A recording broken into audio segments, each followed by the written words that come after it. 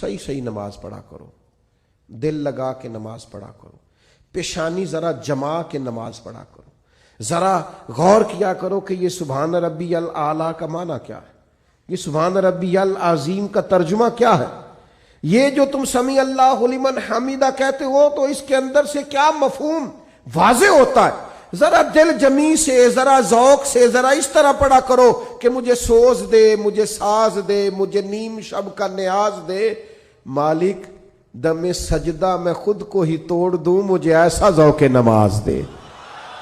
کبھی شوق سے، کبھی درد سے، کبھی دل کرے کہ یار میں اٹھوں ذرا وضو کروں، 2 نفل نہ پڑھوں، میں ذرا جم کے سجدہ، پیشانی کو اگر سجدے کی لذت مل جائے کمال ہو جاتا ہے، یہ کرم ہو جاتا ہے۔ اور کسی نے کہا تھا میرا مالک میرے جرم عیاں کرتا نہیں اور سجدے میرے چہرے پہ سجا دیتا ہے۔ یہ دیکھو نا، کئی لوگوں کے وہ جسم کچھ لوگوں کا ایسا نرم ہوتا ہے کہ سجدوں کا نشان پڑ جاتا ہے، لوگ اس کو محراب بھی بولتے ہیں، لیکن یہ بنیادی طور پر اپنی اپنی جسمانی ساخت ہوتی ہے۔